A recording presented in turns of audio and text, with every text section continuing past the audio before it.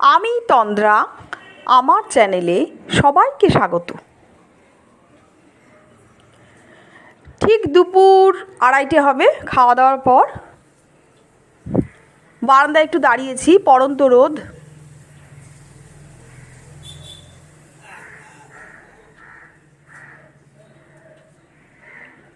রোদের তেজ অনেক কম। বারান্দায় দাঁড়িয়ে একটু সামান্য রোদের ঝলকা, একটু গরম গরম ভাবটা আর কি। খাওয়া দাওয়ার পর মনে হয় একটু রোদে বসি। ছাদে আর যাইনি।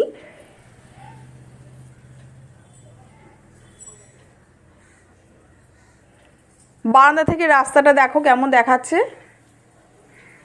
সূর্য পশ্চিম দিকে ঢলেছে, রোদের তেজ অনেক কম।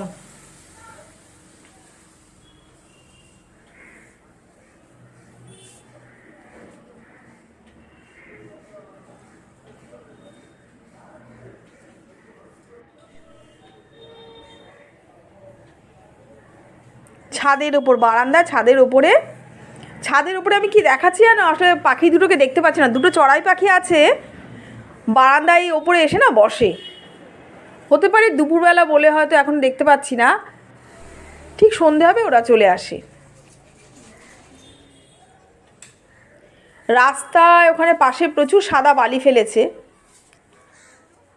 আর ওই বালি পাড়ি না আমাদের ঘরে সব একদম বালিতে বালিকার। আর এখানে দেখো আমরা একটু গদি, মানে এটার উপর না আমরা গিয়ে বসে পড়ি। ওই বালাপোষ চাদর সব মিলিয়ে একটা গদি মতো করা আছে, ওটা রোদে একটু দিয়েছি। শীতের সময় গদি সব কিছু দেবো না, যেখানে বসবো শোবো সব জায়গায় একটু গদি হলে যেন ভালো হয় না, ঠান্ডাটা মনে হয় ঠান্ডা থেকে একটু রক্ষা পাই। ওটা একটু রোদে দিয়েছিলাম। ওটা ওই চেয়ারের ওপর এমনি বসানো মানে রেখে ওটার উপর আমরা একটু আরাম করে বসি। রোদে একটু দিয়েছিলাম, ওই বালাপোষ তৈরি করেন না, 2-3টে বালাপোষ এরকম করেছিলাম, ওই একটা আর চাদর দিয়ে এরকম একটা গদি মতো করেছি। এটার উপর বসতে বেশ মজাই হয়। পশ্চিম দিকে দেখো রোদটা পড়েছে। আর ওর বাবা একটু কাজে গেল এখন, ওই 2:30টার সময় খাওয়া দাওয়ার পর বেরোলো। নিচে গিয়ে আমি দরজাটা লাগিয়ে দিয়ে এলাম।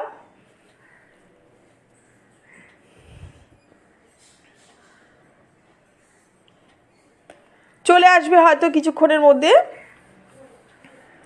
দরজাটা লাগিয়ে দিলাম, এবার ঢুকতে হবে রান্নাঘরে। আজকে যে মেনুটা দেব, চলে এলাম রান্নাঘরে।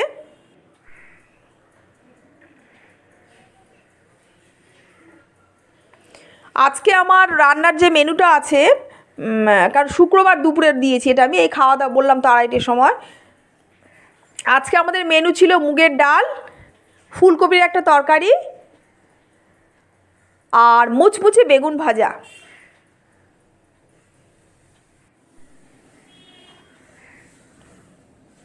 মুচমুচে বেগুন ভাজা ঠিক করার পর ফাইনাল লুকটা ঠিক এইরকম ছিল।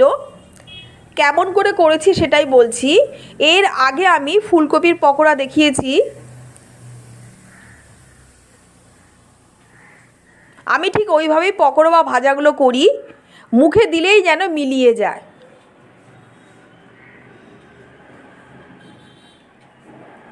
চার পিস মতো ভেজেছিলাম আমি।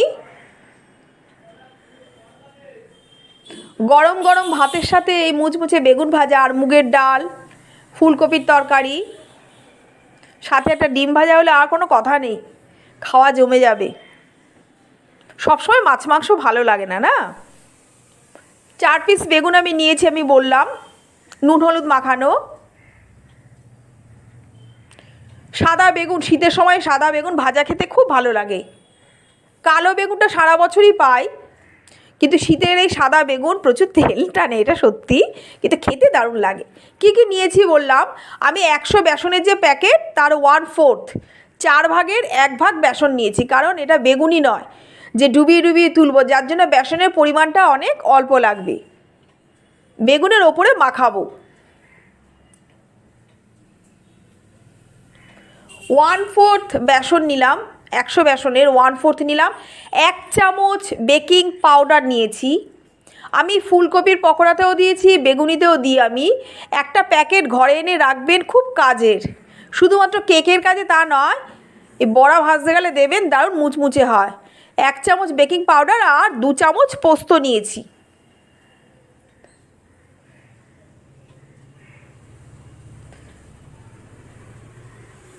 বেসন 1 চামচ, বেকিং পাউডার 2 চামচ, পোস্ত, সামান্য হলুদ, সামান্য নুন এবং পরিমাণ মতো লঙ্কা গুঁড়ো। লঙ্কা গুঁড়ো একটু বেশি দিলেও খারাপ হবে না, কেননা একটু ঝাল ঝাল হবে আর মুচমুচে হবে, তো খেতে বেশ ভালো লাগে। শীতকালে একটু ঝাল ঝাল ভাজা বড়া খেতে বেশ ভালোই লাগে। পোস্তটা দিলে, এর মধ্যে পোস্ত আর ওই বেকিং পাউডার এই দুটো দিলে এর স্বাদ অনেকখানি বেড়ে যাবে। সাধারণ কিন্তু দারুণ খাবার।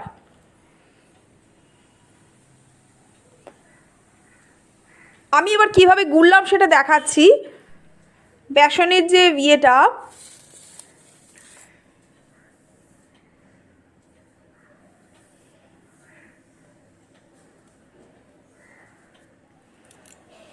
ওয়ান ফোর্থ নিয়েছি, 100 বেসনের 1/4, 4 ভাগের 1 ভাগ। 1 চামচ বেকিং পাউডার নিয়েছি, আমি দেখিয়েছি।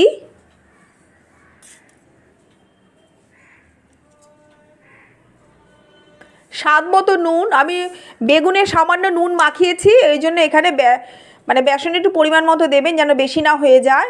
আর ঝালের পরিমাণ আমি 1 চামচ দিয়েছি, কিন্তু আপনারা আর একটু বেশি দিলেও পারেন, খেতে বেশ ভাল লাগে। সামান্য হলুদ আর 2 চামচ পোস্ত। এই পোস্ত আর বেকিং পাউডার বেসনের সাথে মিলে দারুণ খেতে হয়। বেগুনটা খুব মুচমুচে হয়, নিবু আজে মানে লো সিমে এটাকে ভাজতে হবে। আমি শুকনো মিশ্রণগুলো একবার মাখিয়ে নিলাম, মিশিয়ে নিয়েছি, যেমন পোস্ত, বেকিং পাউডার, নুন, হলুদ, বেসন আর লঙ্কা গুঁড়ো। এতে কাঁচা লঙ্কার কুচিও দিতে পারেন আর সামান্য কালো জিরে। আমি কাঁচা লঙ্কার কুচি দিইনি। জলটা খুব মাপ মতো দেবেন, যেমন বেগুনি হলে আর একটু পাতলা হতো, কিন্তু আমি এটা বেগুনের ওপর মাখাবো, একটু ঘন থকথকে মতো থাকবে।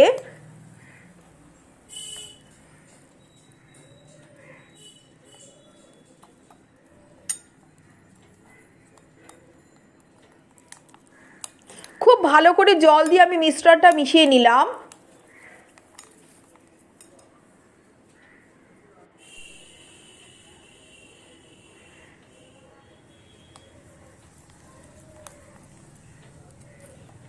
খুব ভালো করে মিশ্রণটা মিশিয়ে নিলে খেতে খুব স্বাদের হয় এবং ভাজতেও খুব মজা হয়।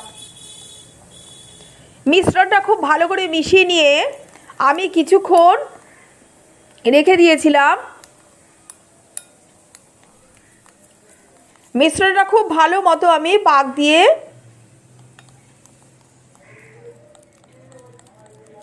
মিশিয়ে নিয়েছি।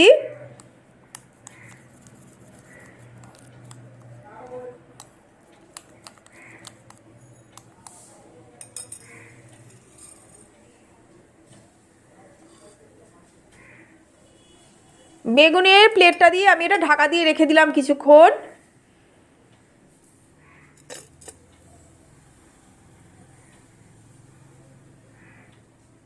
দশ মিনিট আমি এটা ঢেকে রেখেছিলাম। এবার কড়া গরম করে তাতে তেল দিলাম।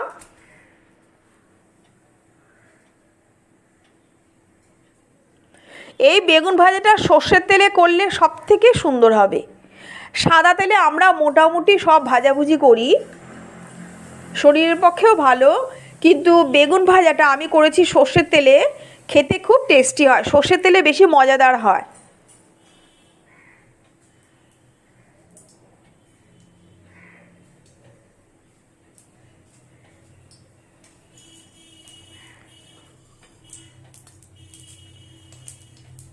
এইবার আমি বেসনটা ফেটিয়ে রেখেছি, দেখিয়েছিলাম।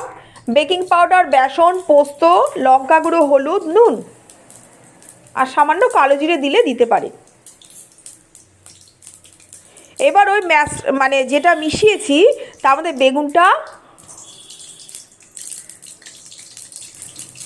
বেগুনের দুদিকে আর কি মিশ্রণটা একটু মাখিয়ে নিতে হবে।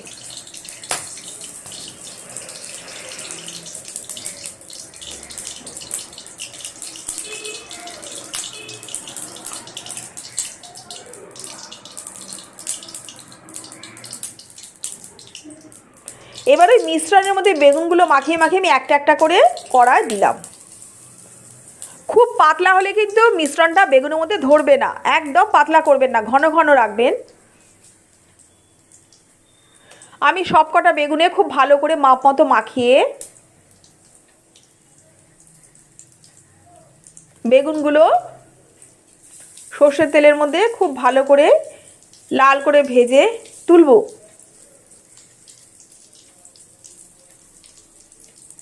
আমার মাপটা খুব ভালো হয়েছিল, একদম মাপে মাপে হয়েছিল। সাদা বেগুন বেসন আর পোস্ত দিয়ে মাখিয়ে এরম ভাজা খেতে দারুণ মুচমুচে হয়। বেকিং পাউডার আছে তো দারুণ মুচমুচে হবে, আর মুখে দিলেই যেন মনে হবে গলে যাচ্ছে। এবং এবার আমার কথা হচ্ছে যে এই আঁশটা না খুব মানে নিবু রাখবেন, কেননা বেসনটা তো ভাজা হবে, বেসন তাড়াতাড়ি ভাজা হয়ে যাবে, কিন্তু ভেতরে বেগুনটা যেন কাঁচা না থাকে। খুব লো সিমে এটাকে ভাজতে হবে। ঢাকা দিলে কিন্তু চলবে না, কেন এর মধ্যে জলজ ভাব আছে, আমি বেসন গোলা দিয়েছি, বেগুনের থেকেও জল ছাড়বে। ঢাকা দিলে কিন্তু বেগুন ভাজাটা কুড়মুড়ে হবে না। একদম কেউ ঢাকা দেবেন না বেগুনটা সেদ্ধ হওয়ার জন্য। নিবু আজে রেখে দিয়ে যান কিছুক্ষণ।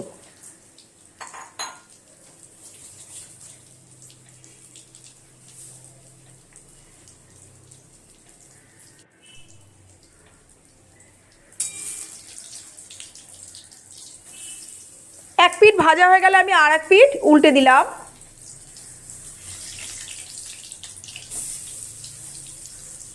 দেখুন কি সুন্দর ভাজা হয়েছে, প্রত্যেকটা কুড়মুড়ে আছে, প্রত্যেকটা কুড়মুড়ে। পরে খেয়েছিলাম তো ওই জন্য বললাম। আর বেকিং পাউডার দিলে না মানে বেসনের যে মিশ্রণটা একদম ছড়াবে না। দেখুন প্রত্যেকটা বেগুনে কেমন আঁট হয়ে লেগে আছে, একদম ছড়াবে না। বেকিং পাউডার অনেকগুলো গুণ আছে। আর নিবু আজ এটা রেখে করবেন। আমি এপিট ওপিট করে অনেকবার উল্টেছি, অবশ্যই লো সিমে, তাতে বেগুনের ভেতরটা ভাজা হয়ে যায়।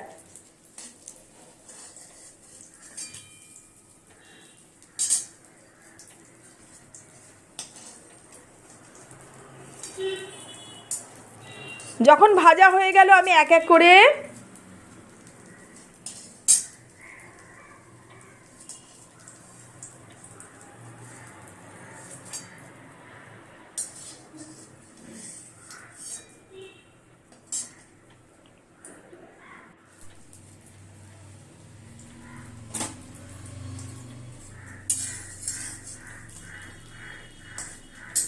তুলে নিয়েছিলাম।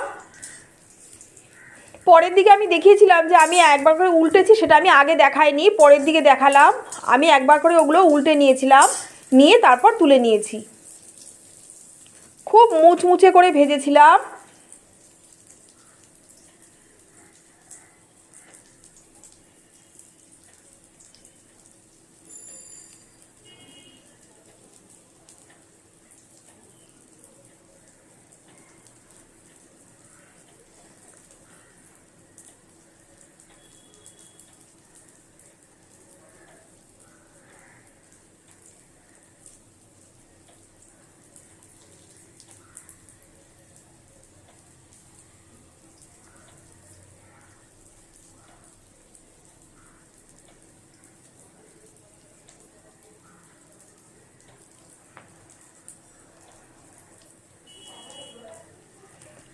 তৈরি হয়ে গেল মোটামুটি আমার মুচমুচে বেগুন ভাজা।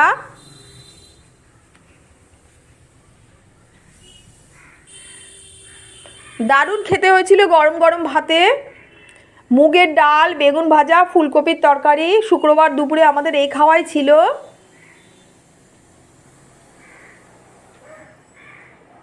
আপনারাও করবেন এইভাবে করে, আমাকে জানাবেন কেমন খেতে হয়েছে। বেকিং পাউডার, বেসন আর পোস্ত একসাথে মিশিয়ে করবেন, দারুণ খেতে হয়। পরের ব্লগে আবার দেখা হবে। দুপুরে আমি যে খেতে বসেছিলাম সেটার সিনটা একবার আপনাদের সাথে শেয়ার করলাম। আমি একটা নিয়েছিলাম, ওর বাবা নিয়েছিল, মেয়েকেও দিয়েছিলাম। মেয়ে খুব একটা বেগুন ভাজা ভালোবাসে না।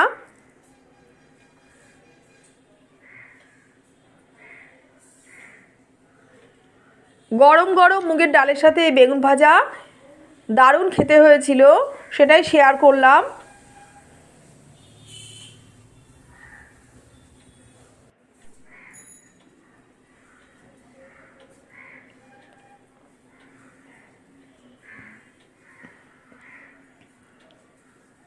তৈরি হয়ে গেল আমার আজকের রেসিপি।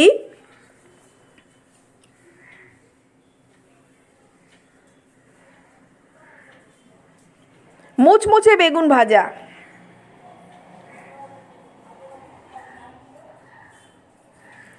পরের ব্লগে আবার দেখা হবে।